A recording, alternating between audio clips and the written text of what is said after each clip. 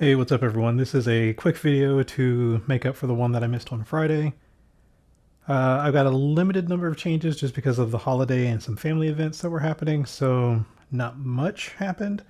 But let's go ahead and kind of dive into it, talk about what I did actually do. The first thing you'll notice is that there is a slightly larger environment going on. So I spent some time trying to figure out exactly how large I want the environment to be.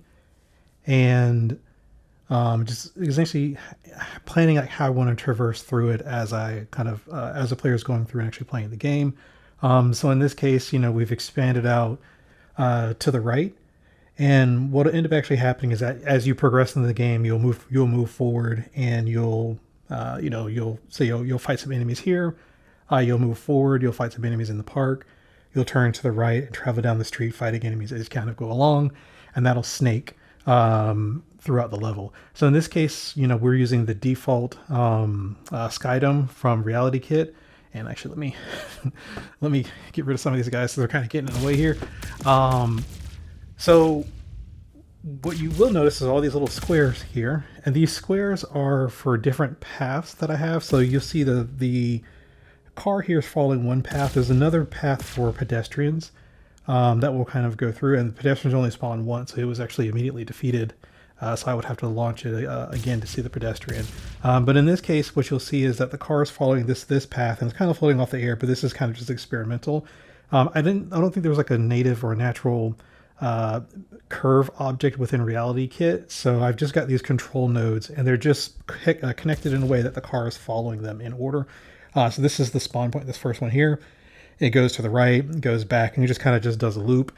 The way that this is set up is that the cars can. I got to put a limit on how many of these things spawn.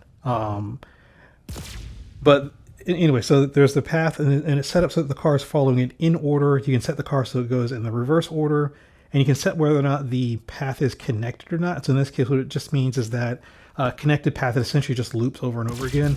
If it's not connected, the car would stop over there at the one on the very left. And that's kind of like what I demonstrated earlier.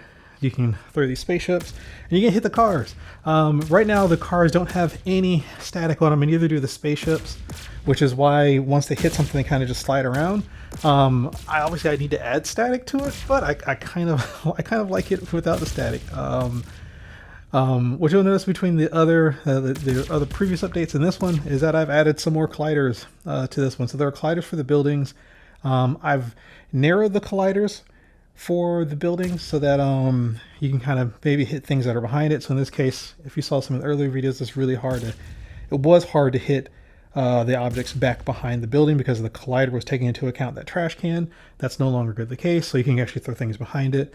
I missed. Wow. So, and I'll restart this to see if I can't get the person to not immediately die. But I did add support for animated characters. So these buildings are from this is from K-Kid City Bits, I believe. The buildings and the cars. The person that will spawn in is from Kenny Mini Characters. And it's just one that I've modified from that. That's pretty nice. I like that. So in this case, with the cars, there's only supposed to be one that spawns at a time. But I do have an issue where it triggers a respawn once you defeat the current car that's there. And I've noticed that if you end up hitting the same car twice with a projectile, it'll spawn a second car because it flips that switch and it spawns another car. So in this case, you saw immediately as soon as I hit it, it spawned another one, and I want to catch it. So I haven't configured catching for the cars yet. But that's something I do want to do as well. The cars actually also turn into projectiles. So if you end up having to, if you accidentally pop one in the air and they hit an enemy, it'll act just as if you've thrown an enemy at one of the other cars. So that's kind of at a very high level what I've worked on. There's some other internal changes. I think what I want to work on next is, again, I need to add in a limit for these enemies, but I think so that was cool because it was still a projectile. And you can see kind of the physics there because it when a projectile collides with a car or an object, it implies like a large impulse to it. And I haven't customized as like when a car collides with something or when anything else. It's all the same large impulse. So that'll kind of be tuned at some point. But yeah, so next steps are the way that these cars are following the paths. These enemies will eventually follow a path as well. So in this case here, if they spawn in the background in front of these two buildings, they'll fly towards you. And then kind of come down and then do some sort of animation before attempting to attack you, and then going back in the environment. And whether or not you complete the level or not depends on whether or not you've defeated enough enemies before you've lost some life. I'm going to work on a guarding mechanic. So in this case, I've worked on throwing, I've worked on punching, but now I need a way of blocking certain uncatchable or unpunchable attacks. So let's say in this case, an enemy has a missile it shoots at you. You can block that. You can catch it and throw the missile back.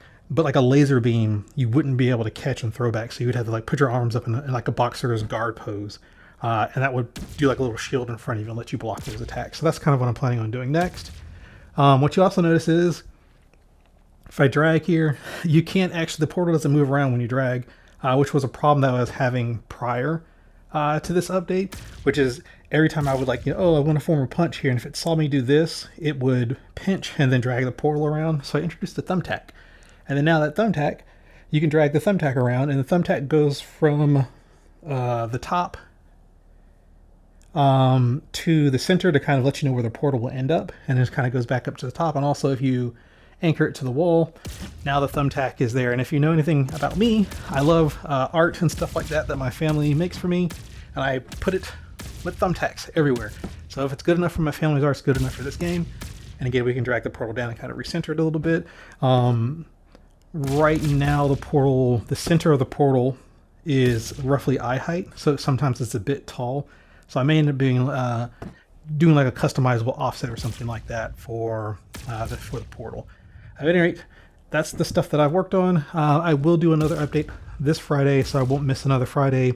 It'll be a little bit smaller because, again, this one is kind of taking a little bit of the thunder there because I missed this in an initial update. And hopefully I'll be back on schedule as far as doing regular updates pretty soon. So that's what I've been worked on. This is a devlog for Stand and Fight. And we're getting there. After we work on progression, we're going to work on some boss type characters and things like that. But yeah. All right. Thanks for watching. Bye, everyone. Actually, I said that. Let's actually see if we can't get that character to show up real quick. There he is. There's the character. And what you'll notice is the same thing with the cars. The points happen to be a little bit more evenly spread. Is that it's essentially just a lerp, and it's all happening at constant speed. So the speed is the same regardless of the distance. So you'll see him go super fast and then slow down super fast. And you'll see him in the background. There you go, super fast, and then he'll slow down again because it's all just essentially it takes 1 second between nodes. And I need to apply a scale based on the expected speed that they're supposed to go, which is essentially just dividing the progress time by the speed that the character is supposed to be running.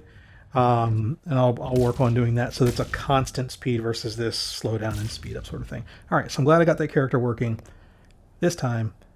Bye for real.